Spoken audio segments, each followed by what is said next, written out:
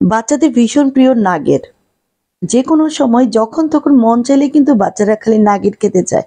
আর nugget দিলেই কিন্তু ওদের মন ঠান্ডা হয়ে যায়। বাজারে কেনা নাগেটের চেয়ে ঘরে যদি আমরা এই নাগেটটা তৈরি করে রাখতে পারি, তাহলে কিন্তু খুবই উপকারী হয়, স্বাস্থ্যসম্মত হয়। আর এটা সহজে ফ্রোজেন করে রাখা যায়। চলুন দেখে নেই এই ফ্রোজেন নাগেটটা আমি কিভাবে তৈরি করছি। এখানে আমি ০.৫ কেজি পরিমাণ মুরগির বুকের মাংস নিয়েছি হাড় ছাড়া। তো এগুলো ভালো করে ধুয়ে আমি এগুলো কিমা করে নিব ব্লেন্ডারে। আর এদিকে ৪ পিস পাউরুটি নিয়েছি। এখানে যে ব্রাউন অংশগুলো সেগুলো আমি কেটে নিয়ে মাঝখানে যে পাউরুটিগুলো একটু ছোট করে নিলাম। এগুলো আমি এমনিতে এটা কিন্তু গুঁড়া করে নিব। আমি এটা ব্লেন্ডারে গুঁড়ো করে নিচ্ছি শুকনো। এটা পরবর্তীতে আমার কাজে লাগবে। আর এদিকে কিমাগুলো করা হয়ে গিয়েছে। মুরগির কিমা একদম মিহি করে করতে হবে, না হলে পাটায় পিষেও করতে পারেন। এর সাথে আমি কিছু জিনিস অ্যাড করব। যে পাউরুটিগুলো আমি গুঁড়া করে নিয়েছি সেগুলো আমি দিয়ে দিলাম। প্রথমে অল্প অল্প করে দিয়েছি, পরবর্তীতে সবটাই লাগবে আমার। এরপর একটা ডিম আমি একটু ভালো করে ফেটিয়ে তারপর এর সাথে দিয়ে দিলাম। এরপর দিয়ে দিব স্বাদ মতো লবণ। তারপর দিব ১ চা চামচ ভর্তি করে এই কালো গোলমরিচ গুঁড়া।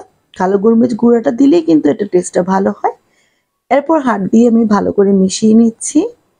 পরবর্তীতে যদি লাগে গুঁড়া, পাউরুটি গুঁড়া আপনারা সবটাই দিতে হবে। আমার কিন্তু সবগুলোই লেগেছে। আমার এগুলো ভালো করে মাখা হয়ে গিয়েছে, লবণটাও চেক করে নিয়েছি। এরপর একটা আমি যে কাটিং বোর্ড সেটার উপরে আমি একটু কর্নফ্লাওয়ার মিশিয়ে নিয়ে এটার উপরে আমি রাখবো, যাতে পরবর্তীতে যেই আমি নাগেটটি তৈরি করব সেগুলো আমি উঠিয়ে ফেলতে পারি। তো সবগুলো নাগেট আমি এখানে বিছিয়ে দিলাম। এভাবে হাত দিয়ে প্রথমে বিছিয়ে নিতে হবে। প্রথম অবস্থায় কিন্তু নাগেটগুলো যেহেতু একটু নরম থাকে, একটু সফট থাকে, তাই একটু আমাদের অসুবিধাই হয়। তো এভাবে প্রথমে হাত দিয়ে দিলাম, হাতের মধ্যে একটু তেল দিয়ে নিতে পারেন। তারপরে একটু স্প্যাচুলার সাহায্যে কিন্তু এটা আমি এভাবে দিয়ে দিচ্ছি।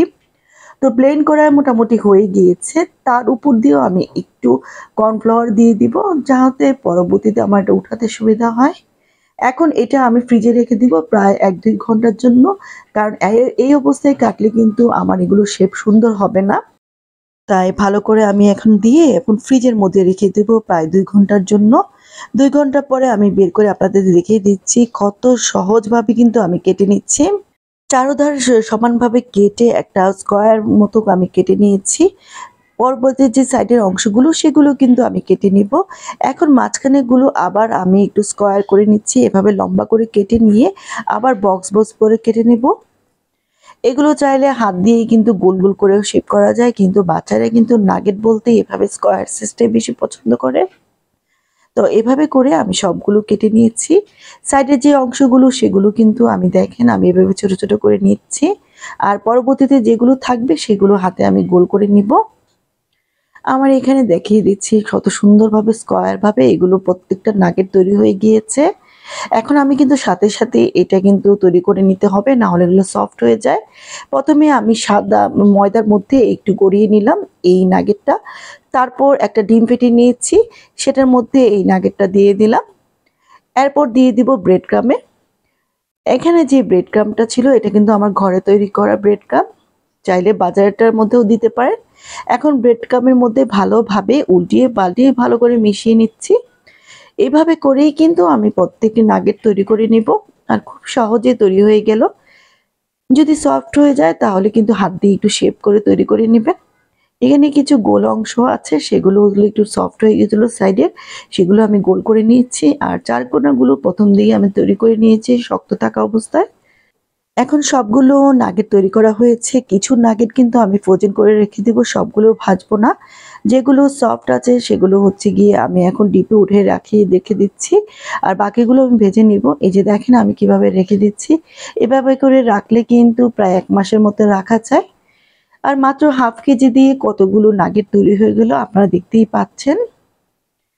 তো এখন এগুলো আমি ডিপে রেখে দিব একটা বক্সে, মুখ বন্ধ করে, এয়ারটাইট বক্সে। আর বাকিগুলো ডুবো তেলে আমি ভেজে নিব। এখানে তেলটা ভালো করে গরম করে তারপরে কমিয়ে রেখেছি। এরপর অনেকগুলো নাগেট একসাথে আমি এখানে দিয়ে দিলাম। যেহেতু নাগেটগুলো সব সিদ্ধ করা আছে তাই ভাজতেও কিন্তু বেশি সময় লাগে না। তো এগুলো ভাজতে অল্প সময় লাগে। আর এগুলো যখন ভাজা কিভাবে বুঝবেন, উল্টিয়ে পাল্টিয়ে ভেজে নিতে হবে। চুলা বাড়িয়ে রাখলে কিন্তু কালো হয়ে যাবে। যখন এটা একটু ফুলে যাবে তখন বুঝবে যে নাগেটটা হয়ে গিয়েছে।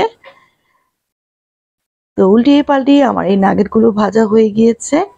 এখন আমি একটা ছাঁকনির মধ্যে এই নাগেটগুলো নিয়ে নিব। এই যে আপনাদেরকে একটা দেখিয়ে দিচ্ছি কত সুন্দরভাবে এটা ফুলে গিয়েছে। ছাঁকনির মধ্যে নিলে যে এক্সট্রা তেলগুলো আছে সেগুলো নিচে পড়ে গেল। ব্যাস হয়ে গেল মজাদার নাগেট। এটা এত স্বাস্থ্যসম্মত আর বাচ্চারা খুবই পছন্দ করে এই নাগেটটা খেয়েছে। ঘরে তৈরি করা নাগেটের কোনো তুলনাই হয় না। এটা খেতে দেখতে যেরকম সুন্দর, এটা খেতেও ঠিক বাজারের মতো। একটা নাগেট কেটে আপনাদেরকে দেখিয়ে দিচ্ছি ভিতরটা কতটা সুন্দর হয়েছে।